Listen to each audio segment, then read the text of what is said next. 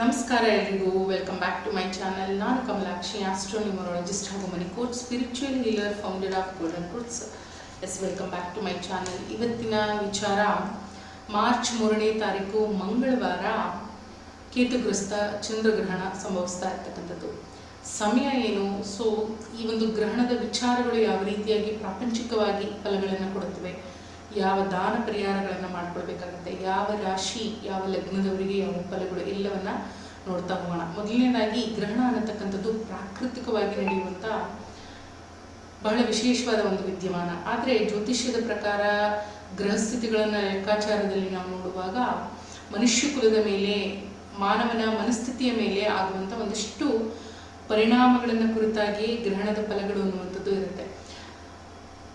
ಚಂದ್ರೋ ಮನಸ್ಸೋ ಜಾತಸ್ಯ ಅಂತ ಹೇಳ್ತಾರೆ. ಚಂದ್ರ ಮನಸ್ಸಿಗೆ ಕಾರಣಕರ್ತ. ಸೊ ಹಾಗಾಗಿ ಯಾವುದೇ ರೀತಿಯಾದ ಗ್ರಹಣಗಳು ಸಂಭವಿಸಿದಾಗ ಮೊದಲು ಪರಿಣಾಮವನ್ನ ಬೀರ್ತಕ್ಕಂಥದ್ದು ಮನಸ್ಸಿನ ಮೇಲೆ. ಹಾಗಾಗಿ ಗ್ರಹಣದ ಸಮಯದಲ್ಲಿ, ಅಮಾವಾಸ್ಯೆ ಹುಣ್ಣಿಮೆಯ ಸಮಯದಲ್ಲಿ ಕೆಲವು ಜನಗಳಿಗೆ ಮಾನಸಿಕವಾದ ಒತ್ತಡಗಳು ಅನ್ನುವಂಥದ್ದು ಆಗುತ್ತೆ. ಸುಮ್ಮನೆ ಮನಸ್ಸು ಗೊಂದಲಕ್ಕೆ ಈಡಾಗುವಂಥದ್ದು ಆಗುತ್ತೆ.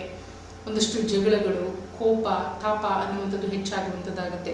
ಸೊ ಆ ರೀತಿಯಲ್ಲಿಯೇ ಗ್ರಹಣದ ವಿಚಾರಗಳು ಕೂಡ ಮೊದಲು ಇಂಪ್ಯಾಕ್ಟ್ ಆಗುವಂಥದ್ದು ಮನಸ್ಸಿನ ಮೇಲೆ. ಮನಸ್ಸೊಂದು ಸರಿಯಾಗಿಲ್ಲ ಅನ್ನೋದಾದರೆ ಬದುಕಿನಲ್ಲಿ ಎಲ್ಲ ವಿಚಾರಗಳು ಕೂಡ ಏರುಪೇರುಗಳನ್ನು ಕಂಡುಕೊಳ್ಳುವಂಥದ್ದು ಸರ್ವೇ ಸಾಮಾನ್ಯವಾಗಿಬಿಡುತ್ತೆ. ಇಲ್ಲಿ ಬಹಳ ಮುಖ್ಯವಾಗಿ ಗ್ರಹಣದ ಕಾಲ ನಮ್ಮ ಭಾರತದಲ್ಲಿ ಗೋಚಾರ ಇರತಕ್ಕಂಥದ್ದು ಕೇವಲ 21 ನಿಮಿಷಗಳ ಕಾಲ ಮಾತ್ರ, ಬಹಳ ಕಡಿಮೆ ಸಮಯ. ಜ್ಯೋತಿಷ್ಯದ ಪ್ರಕಾರ ಇದನ್ನ ಬಹಳ ವಿಶೇಷವಾಗಿ ಗ್ರಸ್ತೋದಯ ಅಂತ ಹೇಳ್ತಾರೆ. ಕಾರಣ ಏನು ಅಂದ್ರೆ ಸೂರ್ಯ ಅಸ್ತಮವಾಗುವಂತ ಸಮಯ, ಚಂದ್ರನ ಗ್ರಹಣ ನಮ್ಮ ಕಣ್ಣಿಗೆ ಗೋಚಾರವಾಗುವಂಥದ್ದು. ಸೊ ಒಬ್ರು ಅಸ್ತಮವಾಗ್ತಾ ಇದ್ರೆ ಇನ್ನೊಬ್ಬರ ಉದಯ ಅನ್ನುವಂಥದ್ದು. ಸೊ ಈಗ ನಡೆಯುವಂಥ ಒಂದು ಗ್ರಹಣದ ವಿಚಾರ ಬಹಳ ವಿಶೇಷವಾಗಿರುತ್ತೆ. ಯಾವುದೇ ಗ್ರಹಣದ ಒಂದು ಸಂದರ್ಭದಲ್ಲಿ ವಿಶೇಷವಾದ ಸಾಧನೆಗಳನ್ನು ಮಾಡಿಕೊಳ್ಳುವಂಥದ್ದು ಬಹಳ ಉತ್ತಮವಾದ ವಿಚಾರ ಅಂತ ಹೇಳುವಂಥದ್ದು. ಸೊ ಮಂತ್ರ ಪಠನೆಗಳ ಮೂಲಕ, ಧ್ಯಾನ ಪಠನೆಗಳ ಮೂಲಕ ಹೆಚ್ಚಿನ ಒಂದು ಎನರ್ಜಿಯನ್ನು ನಾವು ಪಡ್ಕೊಳ್ಳುವಂಥ ವಿಚಾರಗಳಾಗಿರುತ್ತೆ.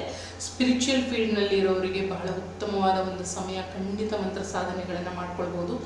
ಯಾವುದೇ ಮಂತ್ರಗಳನ್ನು ಗುರುವಿನ ಮುಖೇನ ಪಡ್ಕೊಂಡಿದ್ರೆ ಅದಕ್ಕೆ ಹೆಚ್ಚಿನ ಪ್ರಾಮುಖ್ಯತೆ, ಪ್ರಾಧಾನ್ಯತೆ ಅನ್ನುವಂಥದ್ದು ಇರುತ್ತೆ. ಇಲ್ಲಿ ಗ್ರಹಣದ ಸ್ಪರ್ಶಕಾಲ ಮಧ್ಯಾಹ್ನ 3 ಗಂಟೆ 13 ನಿಮಿಷಕ್ಕೆ, ತೀವ್ರತೆ ಅಂತ ನೋಡೋದಾದ್ರೆ 4 ಗಂಟೆ 44 ನಿಮಿಷಕ್ಕೆ, ಗ್ರಹಣದ ಸಂಪೂರ್ಣ ಸಾಧ್ಯತೆ ಇರುವಂಥದ್ದು 5 ಗಂಟೆ. ಸೊ ಗ್ರಹಣತೆಯ ಸಂಪೂರ್ಣತೆ 5 ಗಂಟೆಗೆ ಇರುವಂಥದ್ದು. ಮೋಕ್ಷಕಾಲ 6 ಗಂಟೆ 47 ನಿಮಿಷಕ್ಕೆ. ನಮ್ಮ ಭಾರತದಲ್ಲಿ 6 ಗಂಟೆ 22 ನಿಮಿಷದಿಂದ 6 ಗಂಟೆ 47 ನಿಮಿಷಕ್ಕೆ ಗೋಚಾರ ಅಂತ ಹೇಳುವಂಥದ್ದಾಗುತ್ತೆ. ಇಲ್ಲಿ ಗ್ರಹಣದ ಮುಂಚೆ ಸ್ನಾನ ಮಾಡಬೇಕು, ಮಧ್ಯದಲ್ಲಿ ಸ್ನಾನ ಮಾಡಬೇಕು ಅನ್ನುವಂಥ ವಿಚಾರಗಳು ಇಲ್ಲ. ಕಾರಣ ಇಷ್ಟೇ, ಗ್ರಹಣದ ಗೋಚಾರದ ಸಮಯ ಬಹಳ ಕಡಿಮೆ ಇರೋದ್ರಿಂದ. ಸೊ 3 ಬಾರಿ ಸ್ನಾನ ಮಾಡೋದಕ್ಕಾಗೋದಿಲ್ಲ ಅನ್ನುವಂಥವ್ರು 2 ಬಾರಿ ಮಾಡ್ಬೋದು. ಗ್ರಹಣ ಪ್ರಾರಂಭದ ಸಮಯದಲ್ಲಿ, ಗ್ರಹಣ ಮೋಕ್ಷದ ಸಮಯದಲ್ಲಿ 2 ಬಾರಿ ಆಗಲ್ಲ ಅಂದ್ರೆ ಕನಿಷ್ಠ 1 ಬಾರಿ ಗ್ರಹಣ ಮೋಕ್ಷವಾದ ನಂತರದಲ್ಲಿ, ಅಂದರೆ ಗ್ರಹಣದ ಕಾಲ ಸಂಪೂರ್ಣವಾಗಿ ಮುಗಿದ ನಂತರದಲ್ಲಿ ನೀವು ಸ್ನಾನವನ್ನ ಮಾಡಬಹುದು. ಸೊ ಅಡಿಗೆ ಅನ್ನುವಂಥದ್ದು ಮನೆಯಲ್ಲಿ ಈ ಸಮಯದಲ್ಲಿ ಇಡುವಂಥದ್ದು ಬೇಡ ಅಂತ ಹೇಳುವಂಥದ್ದಾಗುತ್ತೆ. ಗ್ರಹಣ ಅನ್ನುವಂಥದ್ದು ಸೂತಕದ ರೀತಿಯಲ್ಲಿ ನಾವು ಶಾಸ್ತ್ರಾಧಾರಿತವಾಗಿ ಆಚರಣೆ ಮಾಡ್ತೀವಿ. ಚಂದ್ರ ಅಂತಕ್ಕಂಥದ್ದು ಪ್ರತ್ಯಕ್ಷವಾಗಿ ನೋಡುವಂಥ ಒಂದು ದೇವರು ಅಲ್ವಾ. ಸೊ ಈ ಒಂದು ಸಮಯದಲ್ಲಿ ಕೇತುಗ್ರಸ್ತ, ಕೇತುವಿನಿಂದ ಚಂದ್ರನಿಗೆ ಗ್ರಹಣ ಉಂಟಾದಾಗ ಅದೊಂದು ಸೂತಕ ಅಂತ ಹೇಳಿ ಆಚರಣೆ ಮಾಡ್ತೀವಿ. ಯಾವುದು ಕೂಡ ಶುಚಿಯಲ್ಲ ಅನ್ನುವಂಥದ್ದು. ಚಂದ್ರ ಮನಸ್ಸಿಗೆ ಕಾರಕ, ಮನಸ್ಸಿಗೆ ಒಂದು ಮಸುಕಾದ ವಾತಾವರಣ ಕವಿಯುವಂಥ ಒಂದು ವಿಚಾರ ಅಂತ ಕೂಡ ಹೇಳ್ತೀವಿ. ಸೊ ಹಾಗಾಗಿ ಯಾವುದೇ ಗ್ರಹಣಗಳು ನಡೆದರೂ ಕೂಡ ಅದರ ಗ್ರಹಣದ ಎಫೆಕ್ಟ್ ಅನ್ನುವಂಥದ್ದು ಗ್ರಹಣ ಪ್ರಾರಂಭ ಆಗೋದಕ್ಕಿಂತ ಮುಂಚೆಯೇ ಪ್ರಾರಂಭ ಆಗ್ಬಿಟ್ಟಿರುತ್ತೆ. ವಾರ 15 ದಿನದ ಮುಂಚೆ. ಗ್ರಹಣ ಮುಗಿದಾದ ಮೇಲೂ ಕೂಡ ನಮಗೆ 1 ವಾರ, 15 ದಿನ, ತಿಂಗಳು, ಕನಿಷ್ಠ 3 ತಿಂಗಳವರೆಗೆ ಆ ಪ್ರಭಾವ ಇರುತ್ತೆ ಅಂತ ಹೇಳುವಂಥದ್ದಾಗುತ್ತೆ. ಸೊ ಹಾಗಾಗಿ ಈ ನಿರ್ಧಾರಗಳನ್ನು ಮಾಡುವಾಗ ಒಂದು ಪಕ್ವತೆ ಎನ್ನುವಂಥದ್ದು ಇರೋದಿಲ್ಲ. ಹೀಗೆ ಮಾಡ್ಲಾ ಹಾಗೆ ಮಾಡ್ಲಾ ಅನ್ನುವಂಥ ಗೊಂದಲಗಳು. ಸೊ ಯಾವುದೇ ವಿಚಾರಗಳು ಕೂಡ ಒಂದು ಮಸುಕಾಗಿ ಕಾಣುವಂಥ ಒಂದು ವಿಚಾರ. ಸೊ ರಾಹು ಹಾಗೂ ಕೇತು ಅನ್ನುವಂಥದ್ದು ಶೇಡೆಡ್ ಪ್ಲಾನೆಟ್ಸ್. ಸೊ ಹಾಗಾಗಿ ಆ ಸೂರ್ಯ ಹಾಗೂ ಚಂದ್ರರ ಮೇಲೆ ಗ್ರಹಣದ ಸ್ಥಿತಿಯಲ್ಲಿ ಒಂದು ಮುಸುಕನ್ನ, ಮರೆಯನ್ನ ಮಾಚಲಾಗುತ್ತೆ ಅನ್ನುವಂಥ ವಿಚಾರಗಳು. ಸೊ ಚಂದ್ರ ಇಲ್ಲಿ ಮನಸ್ಸಿಗೆ ಕಾರಕರ್ತ ಆಗಿರೋದ್ರಿಂದ ನಮ್ಮ ಬುದ್ಧಿ, ಮನಸ್ಸು ಅನ್ನುವಂಥದ್ದು ಈ ಸಮಯದಲ್ಲಿ ಸರಿಯಾದ ರೀತಿಯ ಲೆಕ್ಕಾಚಾರದಲ್ಲಿ ಕೆಲಸ ಮಾಡೋದಿಲ್ಲ. ಸೊ ಹಾಗಾಗಿ ಈ ಒಂದು ಪರ್ಟಿಕ್ಯುಲರ್ ಸಮಯದಲ್ಲಿ ಯಾವುದೇ ವ್ಯಕ್ತಿಗಳು ದೃಢವಾದ ನಿರ್ಧಾರಗಳನ್ನು ಮಾಡಿದ್ರೆ ಎಲ್ಲ ಒಂದು ಏರುಪೇರುಗಳನ್ನು ಕಂಡುಕೊಳ್ತೀವಿ ಎನ್ನುವಂಥ ವಿಚಾರಗಳು. ಇದು ಈ ರಾಶಿ ಈ ಲಗ್ನದವರಿಗೆ ಅಂತ ಬರೋದಿಲ್ಲ. ಜನರಲ್ ಆಗಿ ನಾವೆಲ್ಲರೂ ಕೂಡ ಸೂರ್ಯ ಹಾಗೆ ಚಂದ್ರನ ನಡುವಲ್ಲೇ ಇರ್ತಕ್ಕಂಥದ್ದು, ಅವರ ಆಶೀರ್ವಾದ ಬೇಕೇ ಬೇಕಾಗಿರುತ್ತೆ. ಎಲ್ರಿಗೂ ಅಪ್ಲೈ ಆಗುವಂಥ ವಿಚಾರಗಳು ಆಗುತ್ತೆ. ಯಾವುದೇ ಗ್ರಹಣದ ಪ್ರಭಾವಗಳು ಖಂಡಿತವಾಗಿ ವ್ಯಕ್ತಿಗತವಾಗಿ, ಮಾನಸಿಕವಾಗಿ, ಜೊತೆಗೆ ಗ್ರಹಸ್ಥಿತಿಗಳ ಮೇಲೆ ಅಫೆಕ್ಟ್ ಡೆಫಿನೆಟ್ಲಿ ಆಗುತ್ತೆ. ಸೊ ಹಾಗಾಗಿ ದಿಢೀರ್ ಅನ್ನುವಂಥ ಈವೆಂಟ್ಸ್ಗಳು ಆಗುವಂಥದ್ದು. ಇಲ್ಲಿ ನೋಡಿ, ಸಿಂಹ ರಾಶಿಯಲ್ಲಿ ಗ್ರಹಣ ಅನ್ನತಕ್ಕಂಥದ್ದು ಸಂಭವಿಸ್ತಾ ಇರ್ತಕ್ಕಂಥದ್ದು. ಕೇತು ಹಾಗೆ ಚಂದ್ರ ಒಟ್ಟಿಗೆ ಇದ್ದಾರೆ. ಜೊತೆಗೆ ಇಲ್ಲಿ ಉಭಾ ನಕ್ಷತ್ರ ಅಂತ ಹೇಳ್ತೀವಿ ನಾವು. ಸೊ ಈ ಒಂದು ನಕ್ಷತ್ರ ಸೂರ್ಯನ ಒಂದು ಅಧಿಪತ್ಯಕ್ಕೆ ಬರತಕ್ಕಂಥದ್ದು. ಸೊ ಇಲ್ಲಿ ನಾವು ಯಾವ ವಿಚಾರಗಳನ್ನು ಅರ್ಥ ಮಾಡ್ಕೊಳ್ಬೇಕು ಅಂದ್ರೆ, ಒಂದು ಪವರ್, ಅಥಾರಿಟಿ ಅನ್ನುವಂಥ ವಿಚಾರಗಳಲ್ಲಿ ಆ ಒಂದು ಸ್ಥಾನದಲ್ಲಿ ಗ್ರಹಣ ನಡೀತಾ ಇರೋದ್ರಿಂದ ಹೆಸರು, ಕೀರ್ತಿ ಅನ್ನುವಂಥದ್ದು ಯಾವುದೇ ಒಂದು ಉನ್ನತ ಮಟ್ಟದ ಸಂಸ್ಥೆಗಳಾಗಿದ್ದಿರ್ಬೋದು, ಉನ್ನತ ಮಟ್ಟದ ವ್ಯಕ್ತಿಗಳಾಗಿದ್ದಿರ್ಬೋದು, ಸೊ ಸ್ವಲ್ಪ ಜಾಗರೂಕತೆ ತಪ್ಪಿದ್ರು ಕೂಡ ಇಲ್ಲಿ ಅಚಾನಕ್ಕಾಗಿ ಹೆಸರಿಗೆ ಧಕ್ಕೆಯನ್ನು ತಂದುಕೊಳ್ಳುವಂಥ ಒಂದು ವಿಚಾರಗಳು ಅಂತ ಹೇಳ್ತೀವಿ. ಜೊತೆಗೆ ಇಲ್ಲಿ ಶುಕ್ರನ ಒಂದು ನಕ್ಷತ್ರದಲ್ಲಿ, ಸಿಂಹರಾಶಿ ಶುಕ್ರನ ಒಂದು ನಕ್ಷತ್ರವಾಗಿರೋದ್ರಿಂದ ಮೇಕಪ್ ಇಂಡಸ್ಟ್ರಿ ಆಗಿದ್ದಿರ್ಬೋದು, ಮೇಕಪ್ ಪ್ರಾಡಕ್ಟ್ಸ್ಗಳಾಗಿದ್ದಿರ್ಬೋದು, ಸೊ ದಿಢೀರ್ ಅಂತ ಹೇಳಿ ಯಾವುದೋ ಒಂದು ಕಾಸ್ಮೆಟಿಕ್ ಥೆರಪಿಗಳಿಗೆ ಒಳಪಡುವಂಥದ್ದು, ಏನೋ ಒಂದು ಫೇಶಿಯಲ್ ಮಾಡಿಸೋದಕ್ಕೆ ಅಂತ ಹೋಗ್ತಾರೆ, ಅಥವಾ ಮೇಕಪ್ ವಸ್ತುಗಳಿಂದ ಆ ಒಂದು ಮೇಕಪ್ ಇಂಡಸ್ಟ್ರಿಗೆ ಸಂಬಂಧಪಟ್ಟ ಹಾಗೆ ಯಾವುದಾದ್ರೂ ಒಂದು ಸಮಸ್ಯೆಗಳಿಗೆ ದಿಢೀರ್ ಅಂತ ಹೇಳಿ ಒಳಗಾಗುವಂಥದ್ದು. ಎಲ್ಲರಿಗೂ ಆಗೋದಿಲ್ಲ ಇದು. ಕೆಲವು ಲಗ್ನದವರಿಗೆ, ಕೆಲವು ರಾಶಿಯವರಿಗೆ, ಇಲ್ಲಿ ರಾಶಿಯನ್ನ ಗಣನೆಗೆ ತಗೊಳ್ಳಿ. ಕಾರಣ ಚಂದ್ರ ರಾಶಿಗೆ ಕಾರಕತ್ವವನ್ನು ವಹಿಸೋದ್ರಿಂದ ರಾಶಿ ವಿಚಾರಗಳು ಬಹಳ ಮುಖ್ಯವಾಗುತ್ತೆ ಇಲ್ಲಿ. ಸೊ ಯಾವುದೇ ಒಂದು ಹೊಸ ಹೊಸ ಐಟಮ್ಗಳನ್ನು, ಹೊಸ ಹೊಸ ಪ್ರಾಡಕ್ಟ್ಗಳನ್ನು ಈ ಟೈಮ್ನಲ್ಲಿ ಸೌಂದರ್ಯಕ್ಕೆ ಸಂಬಂಧಪಟ್ಟ ಹಾಗೆ ನೀವು ಅದನ್ನು ಬಳಸುವಂಥದ್ದು, ಸ್ವಲ್ಪ ಅವಾಯ್ಡ್ ಮಾಡುವಂಥದ್ದು ನಿಮ್ಮ ಒಂದು ಆರೋಗ್ಯ ದೃಷ್ಟಿಯಿಂದ, ನಿಮ್ಮ ಸೌಂದರ್ಯದ ದೃಷ್ಟಿಯಿಂದ ಬಹಳ ಒಳ್ಳೆಯದು. ಜೊತೆಗೆ ಫಿಲಮ್ ಇಂಡಸ್ಟ್ರಿ ಅಂತ ನಾವು ಕನ್ಸಿಡರ್ ಮಾಡ್ತೀವಿ. ಶುಕ್ರ ಅನ್ನುವಂಥದ್ದು ಕಲೆಗಳಿಗೆ ಸಂಬಂಧಪಟ್ಟಂಥದ್ದು. ಸೊ ಅಲ್ಲಿ ಹೆಚ್ಚಿನ ಸಾಧನೆಯೂ ಆಗಬಹುದು, ಅಥವಾ ಅಚಾನಕ್ಕಾದ ಸಮಸ್ಯೆಗಳು ಕೂಡ ಕಂಡುಬರುವಂಥ ಒಂದು ವಿಚಾರಗಳು ಆಗುತ್ತೆ. ಬಹಳ ಮುಖ್ಯವಾಗಿ ಸಿಂಹರಾಶಿಯಲ್ಲಿ ಆಗ್ತಾ ಇರೋದ್ರಿಂದ ಒಂದು ಹೆಸರು, ಕೀರ್ತಿ ಅಂತ ಎಲ್ಲೆಲ್ಲಿ ಪಡ್ಕೊಂಡು ಬಂದಿರ್ತೀವಿ, ಈ ಶುಕ್ರನ ಒಂದು ಕ್ಷೇತ್ರಗಳಲ್ಲಿ ಎಲ್ಲ ಸಣ್ಣ ಪುಟ್ಟದಾದ ಸಮಸ್ಯೆಗಳು ಖಂಡಿತವಾಗಿಯೂ ಇರುತ್ತೆ. ಸ್ವಲ್ಪ ಎಚ್ಚರಿಕೆಯಿಂದ ಇರಿ. ಮೇಕಪ್ಪಿಗೆ ಅಥವಾ ಕಲೆಗೆ ಸಂಬಂಧಪಟ್ಟಂಥ ವ್ಯಕ್ತಿಗಳು ಯಾವಾಗಲೂ ಕೂಡ ಸ್ವಲ್ಪ ಹುಷಾರಾಗಿರುವಂಥದ್ದು. ಸ್ಪೆಷಲಿ ಹೆಣ್ಣು ಮಕ್ಕಳು, ಶುಕ್ರನ ನಕ್ಷತ್ರ ಶುಕ್ರನನ್ನೇ ಪ್ರತಿನಿಧಿಸುವಂಥದ್ದು. ಸೊ ಹಾಗಾಗಿ ಹೆಣ್ಣು ಮಕ್ಕಳಲ್ಲಿ ಈ ಒಂದು ಗ್ರಹಣದ ಸಮಯದಲ್ಲಿ ಹೆಚ್ಚಿನ ಫ್ಲಕ್ಚುಯೇಷನ್ ಅನ್ನುವಂಥದ್ದು ಇರುತ್ತೆ. ಸ್ವಲ್ಪ ತಾಳ್ಮೆಯಿಂದ ಇರುವಂಥದ್ದು ಬಹಳ ಉತ್ತಮ. ಸುಖ ಸುಮ್ಮನೆ ಸಮಸ್ಯೆಯೇ ಇರೋದಿಲ್ಲ. ಯಾವುದೋ ಬೇಡದ ವಿಚಾರಕ್ಕೆ ದೊಡ್ಡ ಮಟ್ಟದ ಜಗಳಗಳು ಮನೆಯಲ್ಲಿ ನಡೆದು ಹೋಗುತ್ತೆ. ಅವೆಲ್ಲವೂ ಈ ಸಮಯದಲ್ಲಿ ನಡೆಯುವಂಥದ್ದು.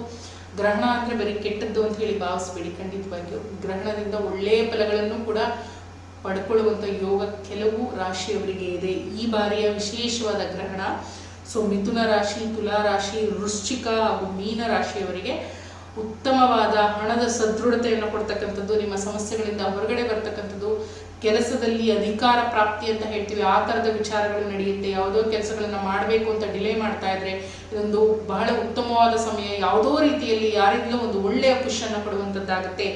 ಗ್ರಹಣ ಅಂದರೆ ಬರೀ ಕೆಟ್ಟದ್ದೇ, ಇಲ್ಲಿ ಒಳ್ಳೆಯದು ಕೂಡ ಇದೆ, ಕೆಟ್ಟದ್ದು ಎಲ್ಲರಿಗೂ ಇರೋದಿಲ್ಲ. ನಮ್ಮ ಜನ್ಮಾಧಾರಿತವಾದ ಜಾತಕ ಅಂತ ಹೇಳಿ ಇದೆ. ಪ್ರತಿಯೊಬ್ಬರಿಗೂ ಕೂಡ ಅವರದ್ದೇ ಆದ ಕರ್ಮದ ವಿಚಾರಗಳು ಅಂತ ಹೇಳಿ ಇರುತ್ತೆ. ಸೊ ಹಾಗಾಗಿ ಎಲ್ಲ ರೀತಿಯಲ್ಲೂ ನಾವು ನೋಡ್ಕೊಳ್ಬೇಕಾಗತ್ತೆ. ಹಾಗೆ ಇಲ್ಲಿ ಉತ್ತಮವಾದ ಫಲ ಮಿಥುನ, ತುಲಾ, ವೃಶ್ಚಿಕ, ಮೀನ ರಾಶಿಯವರಿಗೆ ಇರುತ್ತೆ. ಜೊತೆಗೆ ಒಂದು ಮಧ್ಯಮವಾದ ಫಲ ಅಂತ ನಾವು ನೋಡುವಾಗ ಮಿಶ್ರ ಫಲ ಅಂತ ಹೇಳ್ತೀವಿ. 50-50 ಅನ್ನುವಂಥದ್ದು ಮೇಷರಾಶಿಯವರಿಗೆ, ಧನುರಾಶಿಯವರಿಗೆ, ಕುಂಭರಾಶಿಯವರಿಗೆ ಹಾಗೂ ಕರ್ಕಾಟಕ ರಾಶಿಯವರಿಗೆ. ಸೊ ದಟ್ ಇವರಿಗೆ ಮಿಶ್ರ ಫಲಗಳು ಅಂತ ಹೇಳ್ತೀವಿ. ಸ್ವಲ್ಪ ಎಚ್ಚರಿಕೆಯಿಂದ ಇರಬೇಕು ಅಂತ ಹೇಳುವಂಥವ್ರು ಸಿಂಹರಾಶಿಯ ವ್ಯಕ್ತಿಗಳು. ಸ್ವಲ್ಪ ಹುಷಾರಾಗಿ ಇರತಕ್ಕಂಥದ್ದು ಬಹಳ ಉತ್ತಮವಾಗುತ್ತೆ. ಜೊತೆಗೆ ವೃಷಭ ರಾಶಿ, ಸಿಂಹರಾಶಿ, ಕನ್ಯಾ ರಾಶಿ, ಮಕರ ರಾಶಿಯ ವ್ಯಕ್ತಿಗಳು ಸ್ವಲ್ಪ ದಾನವನ್ನು ಮಾಡಲೇಬೇಕಾಗುತ್ತೆ. ಈಗ ಹೇಳ್ತಕ್ಕಂಥ ದಾನವನ್ನು ಇವರೇ ಮಾಡಬೇಕು, ಅವರೇ ಮಾಡಬೇಕು ಅಂತ ಇಲ್ಲ. ಇಲ್ಲಿ ನಾನು ಡೀಪರ್ ಆಗಿ ಯಾವುದೇ ರಾಶಿಯ ವ್ಯಕ್ತಿಗಳಿಗೆ ಎಕ್ಸ್ಪ್ಲೈನ್ ಮಾಡ್ತಾ ಇಲ್ಲ. ಕಾರಣ ಗ್ರಹಣದ ಪ್ರಭಾವ ಎಲ್ಲರ ಮೇಲೂ ಇರುತ್ತೆ. ಎಲ್ಲರ ಮನಸ್ಸಿನ ಮಾನಸಿಕ ಸ್ಥಿತಿಗಳ ಮೇಲೆ ಖಂಡಿತ ಇರುತ್ತೆ. ಅದೊಂದು ಮನಸ್ಸು ಅನ್ನುವಂಥದ್ದು ಚೆನ್ನಾಗಿದ್ರೆ ಯಾವುದೇ ಸಮಸ್ಯೆಗಳು ಬಂದರೂ ಕೂಡ ಅದರಿಂದ ಹೊರಗಡೆ ಬರ್ತೀವಿ. ಮನಸ್ಸಿನಲ್ಲೇ ಒಂದಷ್ಟು ಸಮಸ್ಯೆಗಳು ಆದಾಗ ಸೊ ಆರ್ಥಿಕವಾಗಿ, ಆರೋಗ್ಯದ ವಿಚಾರದಲ್ಲಿ, ಕೌಟುಂಬಿಕ ವಿಚಾರದಲ್ಲಿ ಎಲ್ಲವೂ ಸಮಸ್ಯೆಗಳೇ ಆಗುತ್ತೆ. ಸೊ ಹಾಗಾಗಿ ಪ್ರತಿಯೊಬ್ಬರು ಈ ಒಂದು ದಾನವನ್ನು ಖಂಡಿತವಾಗಿಯೂ ಮಾಡ್ಕೊಳ್ಬಹುದು, ಮಾಡದೆ ಕೂಡ ಇರಬಹುದು. ಆದರೆ ಈಗ ನಾನು ಹೇಳುವಂಥ ಈ 4 ರಾಶಿಯ ವ್ಯಕ್ತಿಗಳು ಖಂಡಿತ ನೀವು ಈ ಒಂದು ಸಣ್ಣ ಪ್ರಮಾಣದ ದಾನವನ್ನು ಮಾಡಿಕೊಡಿ. ಬಹಳ ವಿಶೇಷ. ವೃಷಭ ರಾಶಿಯವರು, ಸಿಂಹ ರಾಶಿಯವರು, ಕನ್ಯಾ ರಾಶಿಯವರು ಹಾಗೆ ಮಕರ ರಾಶಿಯವರು ಏನನ್ನ ದಾನ ಮಾಡಬೇಕು? ಸೊ ಹುರುಳಿ ಕಾಳುಗಳನ್ನು ದಾನ ಮಾಡ್ತಕ್ಕಂಥದ್ದು ಯಥಾಶಕ್ತಿ. ಹುರುಳಿ ಕಾಳು ಜೊತೆಗೆ ಅಕ್ಕಿಯನ್ನು ದಾನ ಮಾಡಿಕೊಳ್ಳುವಂಥದ್ದು ನಿಮಗೆ ಎಷ್ಟೋ ಸಮಸ್ಯೆಗಳನ್ನು ಕಡಿಮೆ ಮಾಡಿಕೊಡುತ್ತೆ. ಜೊತೆಗೆ ಸ್ವಲ್ಪ ಪ್ರಮಾಣದ ಗೋಧಿಯನ್ನು ಕೂಡ ನೀವು ದಾನ ಮಾಡಬಹುದು ಯಥಾಶಕ್ತಿ. ಸೊ ಎಲ್ಲಿ ದೇವಸ್ಥಾನಗಳಿಗೆ ನೀವು ಕೊಡಬಹುದು. ಗ್ರಹಣವಾದ ನಂತರದಲ್ಲಿ ಸ್ನಾನ ಮಾಡಿ ದೇವಸ್ಥಾನಕ್ಕೆ ತಗೊಂಡು ಹೋಗಿ ಕೊಡ್ಬೋದು. ಇಲ್ಲವಾದರೆ ಅದರ ಮಾರನೇ ದಿನ ಕೂಡ ನೀವು ದೇವಸ್ಥಾನದಲ್ಲಿ ಸಮರ್ಪಣೆ ಮಾಡಬಹುದು. ಬಹಳ ಮುಖ್ಯವಾಗಿ ಈ ಬಾರಿಯ ಈ ಒಂದು ಗ್ರಹಣಕ್ಕೆ ಶಿವನ ಆರಾಧನೆ ಮಾಡ್ತಕ್ಕಂಥದ್ದು ವಿಶೇಷ.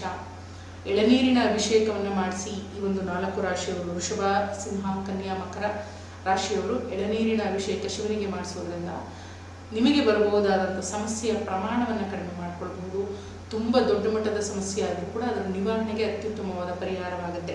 ನಾನು ಯಾವುದೇ ರೀತಿಯಾದ ಮಂತ್ರವನ್ನು ಇಲ್ಲಿ ಹೇಳೋದಿಲ್ಲ, ಕಾರಣ ಗುರುವಿನ ಮುಖೇನ ನೀವು ಪಡೆದಂಥ ಮಂತ್ರಕ್ಕೆ ಹೆಚ್ಚಿನ ಒಂದು ಪ್ರಾಮುಖ್ಯತೆ ಇರೋದರಿಂದ ಯಾವುದೇ ಮಂತ್ರವನ್ನು ನೀವು ಗುರುವಿನ ಮುಖೇನ ಪಡ್ಕೊಂಡಿದ್ರೆ ಖಂಡಿತವಾಗಿಯೂ ಪಠನೆ ಮಾಡ್ಬೋದು. ಇಲ್ಲ ಅಂತಂದರೂ ಕೂಡ ರಾಮರ ಮಂತ್ರವನ್ನು ಪಠನೆ ಮಾಡುವಂಥದ್ದು ನಿಮಗೆ ಹೆಚ್ಚಿನ ಶಕ್ತಿಯನ್ನು ತಂದುಕೊಡುವಂಥದ್ದಾಗುತ್ತೆ.